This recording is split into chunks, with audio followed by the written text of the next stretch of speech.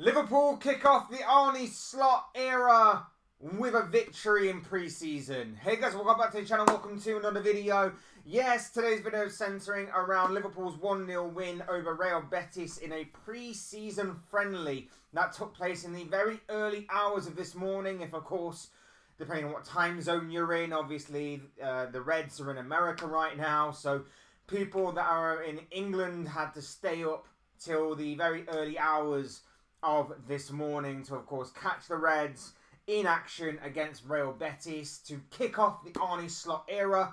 A lot of people were counting this as obviously the first real game of the new Arne Slot era. Obviously, people are disregarding the behind closed doors defeat that they suffered to Preston, and I don't know how it kind of works, but that's what a lot of people seem to be going with, so we might as well go with it. It's not just because they lost, of course. They just seem to be going with that was behind closed doors. This is the here and now. This is being played in front of many people, fans, TV, that kind of thing. So we're going with that. We're going with that. But although there was obviously a lot of caveats to the performance and obviously the player personnel-wise, like, so, you know, they're not going to be playing that kind of style week in, week out. They obviously have to be a bit restricted with the players that they had available to them.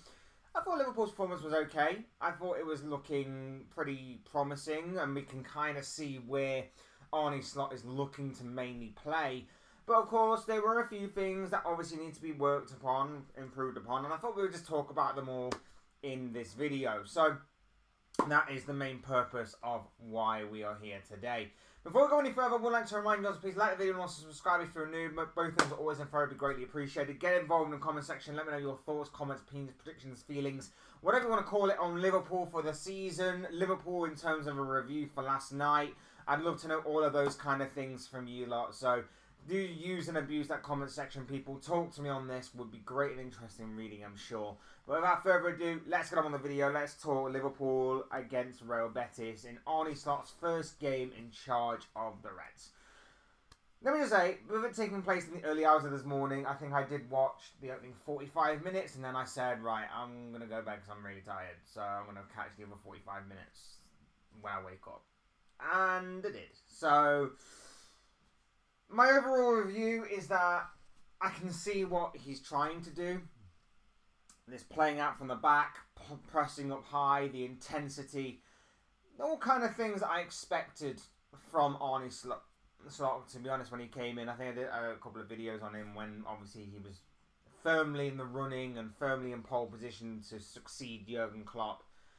Those are the kind of things that I expected of him, to be honest, and that is obviously what I noticed from pre-season. It's not exactly been it wasn't exactly perfect last night. I wasn't expecting it to again be perfect. It is the opening game of pre-season, so there's some of those lads obviously didn't play in the Preston game. Some of those lads have only just got back into the swing of things of pre-season training. Of course, it wasn't perfect, wasn't amazing. But, you know, pre-season is mainly about building fitness, and obviously under a new manager, which we haven't had for the first time in many a year, it's all about trying to just get those little things that he wants to get across to the players into practice so that they can actually perform them in a match day. And that's what we're going to see more of going forward. I know that we have the likes of Arsenal and Manchester United and one or two other big names that are coming up, and not just this tour, but between now and obviously the beginning of the season in terms of these pre-season friendlies. So, yeah, getting them implemented for the for match day is going to be very interesting to obviously note and very interesting to watch. Like I say, the playing out from the back, it's going to take some time. It's going to be risky, and there may be one or two heart attacks going to take place this season. So that's going to be very intriguing to note going forward of the level of high risk that Arne Slot wants to implement on this team. But we do have the players to obviously play it. And, you know, last night, for example, we didn't exactly have all of our star players. We had no Trent, no Alisson, no Van Dijk. No Canate, of course. We had no Nunes, no Gakpo. Some of those players obviously went deep into their international tournaments, respectively, whether it be Copa America or the European Championships. So that's why they are more or less not there. But yeah, we have the players to play that style of play. The only real worry of note yesterday, other than the injury to Curtis Jones, which we'll talk about, is the number 6 role. Now, I thought Bajcetic, I thought Nyoni, I hope I'm pronouncing that name right, Trey Nyoni, who dropped into that position once or twice throughout the entirety of the game, and Tyler Morton. I thought they performed pretty decently. I thought many of the youngsters actually performed very decently in that game and really gave a good account of themselves. Whoever dropped into that role, whether it just be for cover, whether it just be for a few minutes, I thought they looked pretty decent in that kind of position and that kind of role. And obviously we know about Tyler Morton a little bit. We know obviously his loan spells have been pretty decent wherever he's gone. They've always had rave reviews, whether it's been to the likes of Blackburn and so on.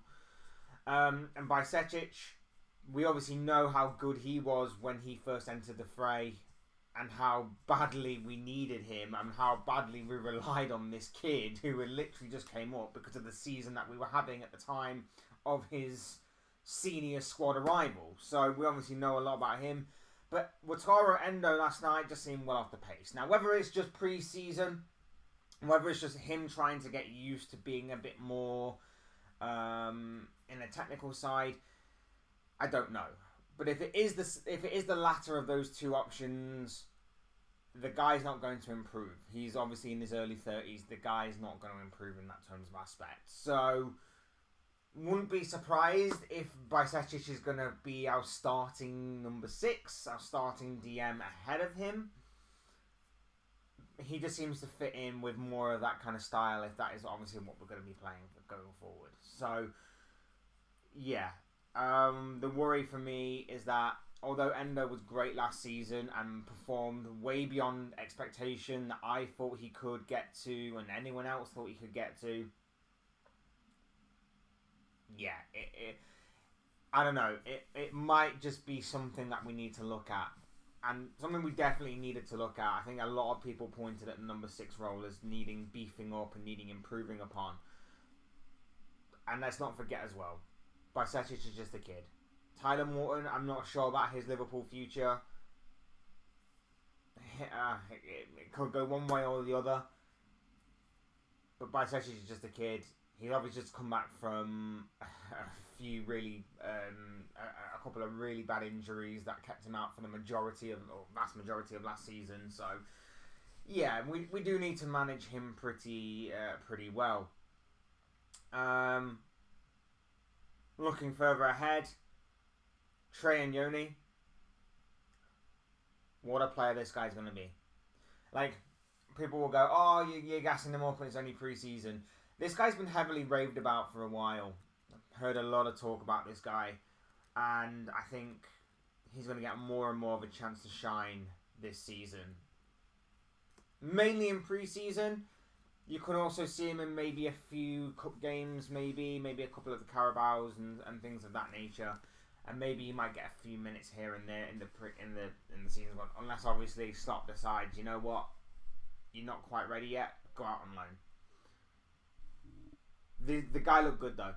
The guy had a very, very good game, and he clearly is not afraid as a youngster. He's clearly got a swagger about him, a bit of confidence about him. The way he was taking the ball and progressing and going forward. A lot of these kids that may come through may decide to play it safe, may go backwards, may go a little bit sideways. This guy was looking to go forward all the time, and he set up quite a few chances for Liverpool, or was at least part of some really decent moves, and of course was part of the goal as well. His ball through to Szoboszlai, who then played it to Salah, who then laid it back off to Szoboszlai going forward, and Szoboszlai's finish into the back of the net was a very fierce and very solid finish. More of that, please, Dominic. More of that, please. Would love to obviously see you get on the score sheet a few more times this season. So, yeah, Trey and Nyoni for me was an absolute star I keep saying last night. This morning, yeah, absolute star. Absolute star. And hopefully long may it continue. I'd love to have us have our own... I know obviously you can look at likes of Trent and people of that nature, but obviously I'd love us to have another sort of Trent story, someone coming through, maybe our own like sort of Kobe Mainu sort of story, some guy really impresses pre-season, goes on to obviously have an unbelievable season, that kind of thing. I'm hoping that we get to see more of this kid, because he did really look impressive last night. Mohamed Salah's Mohamed Salah. The interesting part about Liverpool's setup was the fact that Fabio Carvalho was on the left-hand side. Hopefully he gets a chance to impress this season. And then, of course, you had Harvey Elliott and Dominic Szoboszlai, who were like rotating number 9s. And depending on how Real Betis pressed, one of them dropped deep, one of them went forward. It was a nice sort of flexible, fluid rotation that Liverpool had last night, which had, you know... You can always point to pre-season, they're just trying new things. They obviously had to make do with the limitations that they had. We didn't really have a recognised striker. So there was obviously a few things there that are not going to happen, say, against Ipswich on the first day of the season. But, you know, there are still a few things there that you can look at and maybe go, right, well, maybe that's something to consider for later on down the line, should we obviously need something like that, for example. Otherwise, yeah, I thought it was pretty good. I thought it was interesting to see us obviously try and adapt to certain new things and new ways of playing. The sort of 4-2-4 that we were setting up with, very interesting formation going forward, if that is to obviously be the case. Do I expect it to necessarily happen? No, I expect it to be a 4-3-3 that morphs into a 4-2-3-1. In which could morph into some sort of 3-5-2, depending on who wants to obviously get close to the striker. Is that striker going to be Darwin Núñez? Is that striker going to be Cody Gakpo? My money would be on Cody Gakpo. I know he's better on the left wing, but you know, I don't know. I don't know the way that it's going to be interesting to see what happens the more and more we get into pre-season, and obviously with the more and more players that we get back from holiday and things like that. So that could be interesting. The one downside, obviously, to the game was the injury picked up to Curtis Jones. It looked like his hamstring had gone again. Jesus Christ, this guy cannot get any luck whatsoever. And it's a downside as well, because this guy's been talking so highly of Arne Slot, and he's been talking highly about how this is the kind of way he wants to play, and how he's enjoying sort of the training and enjoying sort of what he's been told to do and everything. So it's such an unfortunate moment for him as well, to pick up this injury. Hopefully it's nothing too serious. Hopefully it's something that he can get back on the training pitch with, and obviously back in the team to gel into the new system and everything. But yeah, you know, apart from that, you know, you could really tell that Liverpool were back with an injury right off the bat in pre-season training. So hopefully that does not become a trend again.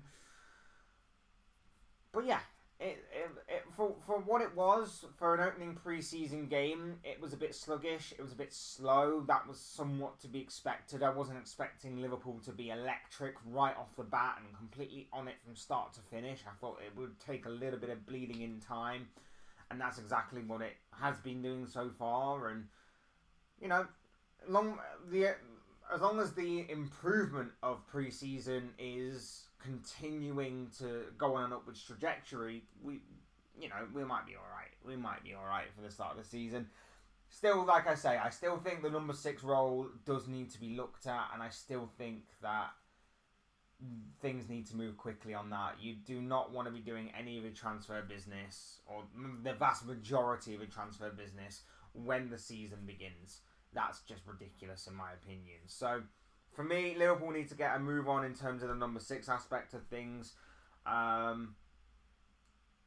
yeah, other than that, I quite am. I'm at least a little bit more optimistic. I wouldn't say I'm completely sold on the idea so far, but I'm at least a little bit optimistic, and it's a little bit more clearer as to what Arne Slot is trying to do with his Liverpool team right off the bat. So at least there are signs there of things to come. Hopefully it gets better, hopefully there is improvement, and hopefully we get to see more things unfold as pre-season progresses. But those are just my thoughts, comments, opinions, predictions, feelings, whatever you want to call it, of this guy. I want to know what you guys think. What do you make of Arne Slot's first game in charge of Liverpool in the 1-0 win over Real Betis last night? Remember, the result's not important for pre-season. It's all about fitness, and it's all about seeing how we are going to try and set up and play for the next season. But do get involved in the comment section down below. Let me know your thoughts, comments, opinions, predictions, feelings, whatever you want to call it. That makes a great interesting reading. Use and abuse that comment section, people. Talk to me on this. I would love to hear from you all on what you have to say. Otherwise, hit the like button on the way out. If you enjoyed the video, subscribe if you're new and want to see more content like this. Both things are always and forever greatly appreciated. And as always, thank you all so much for watching and listening.